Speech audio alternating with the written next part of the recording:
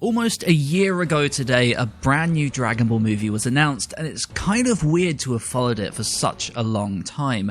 We've gone through months and months of crazy marketing. I've travelled halfway across the world. I'm here in Tokyo right now. And all of this build-up and hype sort of climaxes and culminates over the course of only an hour and 40 minutes. It's really strange to think about. I now have to flush all of that madness out of my head and talk about this film as a film.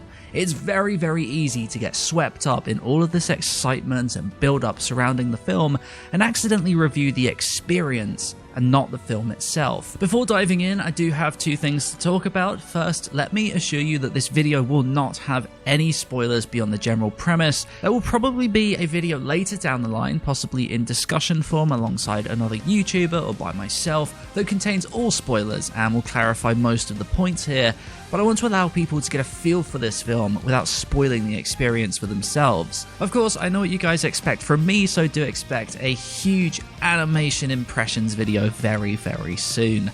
Second point, and I'm so excited to talk about this, I finally have merchandise. You guys have been asking for ways to support this channel for a long time, and since we're so focused on visuals here, I thought it made so much sense to give you a really illustrative t-shirt.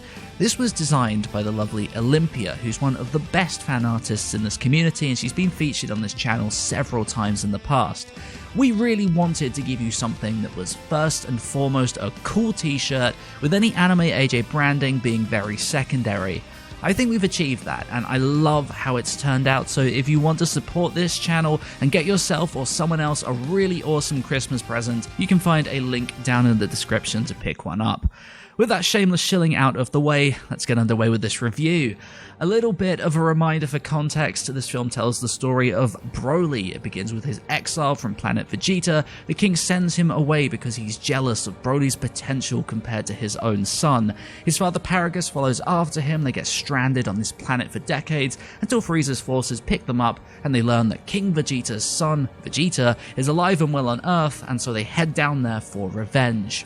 This film is directed by Tatsuya Nagamine, who's probably most well known for directing One Piece film Z, which is one of the most popular One Piece films and definitely one of my favourites next to movie 6. He has a very distinctive approach to direction, and that's very present in this film. It's packed to the brim with crazy colours and awesome framing. It also marks a big change for the series' visuals. Tadayoshi Yamamuro, who has been the series' sole character designer and lead animation director for the past 20 years, was replaced by Naohiro Shintani, who gained the role through an audition process and was handpicked by Akira Toriyama. As a result, the movie looks wildly different from anything that came before, with the vast majority of the film taking cues from Toriyama's modern artwork. It's a distinctive change and one that takes a second to adjust to, but it is a very welcome one, and I hope it's here to stay. Keeping in line with the last film, Toriyama has written the entire script himself, with it being so in-depth and long. When Nagamine finished storyboarding everything within it, it turned out to be about 3 hours long. The time limit imposed was 90 minutes, and although they were allowed to extend that to 100 minutes, a lot was left on the cutting room floor. That little tidbit is very important, and really where I want to start this review. There is a lot to love about this film. It has some of the most remarkable set pieces and action scenes that I have ever seen from Dragon Ball. Some of Toriyama's best character writing is in this film. Many animators have produced their greatest work here. It has all of the makings of some of the finest modern Dragon Ball content out there. It's incredibly entertaining, but it's also disjointed and very, very messy.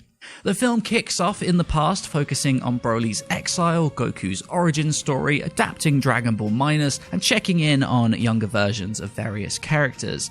This takes up the first 20 minutes of the film, and to me feels like the biggest indication that things were chopped up, and it's definitely the weakest part of this film. If you've ever seen the theatrical version of Batman vs Superman, then you'll probably remember that scenes would cut from place to place with very little time to actually take in what you're being shown, or even really settle into the film and the emotions it's trying to convey. Broly kicks off with a real bang, hopping through plot point after plot point, era after era.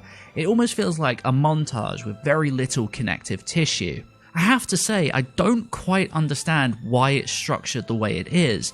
Goku and Broly's origins are given equal screen time, but thematically, Goku's doesn't have any real relevance to the film. I think the idea was to create a parallel between these two characters and their upbringings, but if you do that, then you have to actually follow up that later in the film to justify it, and this film doesn't. The marketing material spoke extensively about three fates linked together, and that's not really a theme that's explored in this film. As a result, the inclusion of Dragon Ball Minus feels like it's only really there to inform younger viewers of what actually happened to Goku and Planet Vegeta. It doesn't flesh out its source material or expand on any of the original points, so I struggle to really find a point in its existence in this film. Independent of my feelings on Dragon Ball Minus as a story, it just doesn't fit here. This film is Broly's story, and it is at its best when it focuses on him. The Broly in this film is of course a reboot or reimagining of the old Toei take from the 90s written by Takao Koyama. Old Broly was a big, hulking vessel with very little personality beyond his screaming and the odd edgy line here and there. In spite of being quite a cool concept, he felt very much at odds with the series' villains written by Akira Toriyama. With Toriyama at the helm of this script and this new take on things, Broly is finally a fully fleshed out, immensely charming character. He is the Saiyan version of Tarzan for all intents and purposes, and new characters like Cheelai and Lemo are his Jane. Broly's a tragic character, he's sensitive, he's introspective, and there's this air of naivety around him that Toriyama uses to create some of the most memorable moments in this film.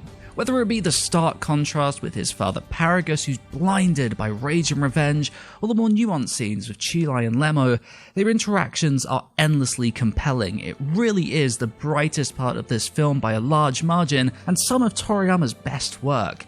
It can be hilarious, tragic, or just plain fascinating. It's everything you could have ever wanted this new Broly to be.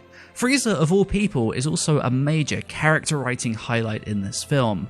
With the reveal of his inclusion, I was a little bit torn. Frieza's been brought back time and time again, and I was worried that his place here would be a very tenuous way to bring Broly into the action. That's not the case though. Frieza more than justifies his presence, playing a mix of court jester and puppet master. He's the source of a lot of great comedic moments, but also a lot of drama. This is the type of writing that Toriyama is so good at, and I'm really happy to say that it does make up a good portion of the runtime. The action actually doesn't begin until about an hour into the film, and when it does, it is relentless, and I think it will divide a lot of fans because it certainly divided me. The number one reason is that the amazing new Broly that this film spends its first act characterizing so well almost entirely disappears for the duration of the fight, and what's left is nothing but a hulking, screaming take that arguably has even less personality than his original incarnation. He has zero speaking lines. Even the whole thematic point of revenge disappears, and what's left is nothing but spectacle. Thankfully, it is spectacle of the highest quality. The sheer scale of this battle is unrivaled by anything else in this franchise. The opening of the fight has a real emphasis on dynamic camera work, with Yuya Takahashi's ever so popular art showering these early battles in goodness. You've got the likes of Ryo Onishi taking full advantage of these new character sheets, delivering a several minute long action scene that is far and away the greatest piece of animation in this film, and easily his career highlight. It is his best work. You've got Naoki Tate mixing humor and action with Frieza's terrific contributions to the fight, and of course the likes of Naotoshi Shida, Chikashi Kubota, Yuki Hayashi, and Yoshihiko Umekoshi providing one of the most phenomenal fights you will ever see. The film is easily one of the most well-animated films of the year, beating out the likes of My Hero Academia's movie without even a second thought. The sheer thrill of what is around 40 minutes of solid top-tier action is more than likely going to satisfy the needs of the vast majority of fans. The animation staff on this film have created something very special, and that won't easily be forgotten. Where the action does falter though is tension. In spite of the magnitude of the battle, there's not really a single point where the heroes feel at the end of their rope in a way that I imagine most audience members are ever going to buy into. It certainly tries to paint many moments in that light, but they never really hit the mark for me in a convincing way. Dragon Ball as a franchise has been around for so long that it's built up a pretty large repertoire of moves and transformations, to the point where I understand it is unreasonable to expect writers to compensate by having our heroes cycle through every single form just to demonstrate that they're in real trouble. That's not viable, and I certainly don't expect it to be. However, this is a film that goes out of its way to directly reference the Tournament of Power. You have to put aside the complications of Toei original power-ups like Super Saiyan Blue Evolution and Blue Kaioken. They are never going to appear in a Toriyama-written film. But there's not even the tiniest mention or consideration of the Toriyama-designed Ultra Instinct from the aforementioned arc. The end of said arc went out of its way to say very clearly that Goku cannot use Ultra Instinct anymore, and was only able to in the tournament because he was pushed to the edge of his limits.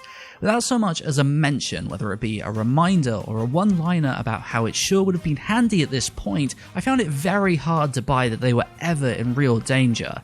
How do you believe in failure when all of the solutions have yet to be explored or verbally discarded once again? As a result, the fight plays out like an incredibly one-sided wrestling match, and the strange disembodied announcer that screams characters' names and attacks certainly doesn't eradicate that feeling. There's nothing inherently wrong with a one-sided beatdown, and for a film that actively goes out of its way to paint this new Broly as a sympathetic character, portraying his failures as uncomfortable viewing could have been incredibly effective. The film doesn't do that though, it's intent on playing things straight. Look how cool our heroes are as they beat up the antagonist. That's fine, but it works against its own themes of Broly not being a bad guy.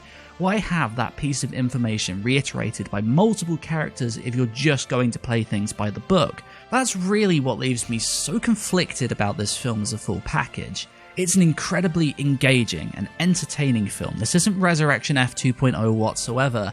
Nagamine's direction is phenomenal. I don't think there's a single moment that I felt could have been conveyed better. What's there is executed near perfectly. I think it's very much an issue that stems from its script, or the way that script was edited down for length. I think what you get from this film will depend very heavily on what Dragon Ball means to you, and what you expect from it in its modern incarnation.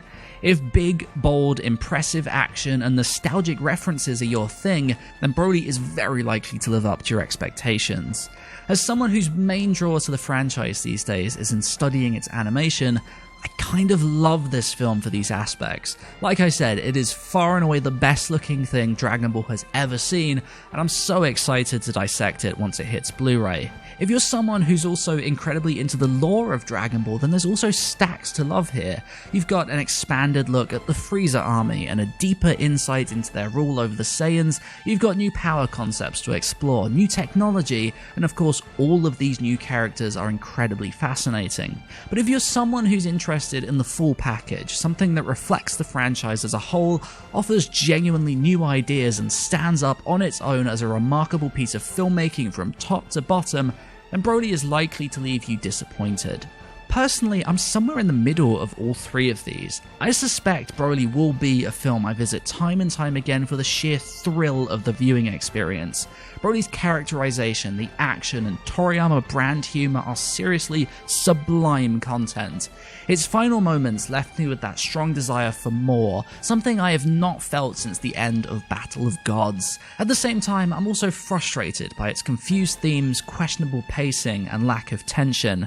For once, I want an extended TV series retelling, not because I think the film desperately needs a second chance to do things right or better, but because I just want more of these new characters and this story. I want to see everything. I think that says a lot about what this film has to offer.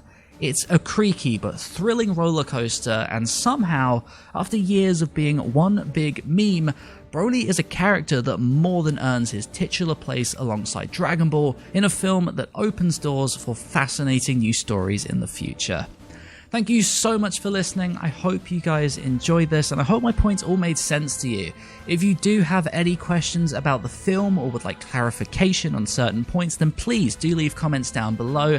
I understand it's a bit of an awkward situation at the moment, since very few English speakers have actually seen the film yet, unless you flew to Japan like me, or you attended the LA premiere. January is not very far away though, so I really do look forward to seeing what the overall fan reception is like. I think more than anything, I'm curious to see what it'll be like in 6 months, cause man, I remember Resurrection F was loved upon release, and the community turned on that very quickly once the hype died down. I think it'll be interesting to see where this film's reception goes once that initial rush of excitement has diminished. That is a conversation for another day though. As always, be sure to rate this video, subscribe if you're new, especially if you want to keep up with all of my coverage on Broly here in Japan, and of course, I will see you next time.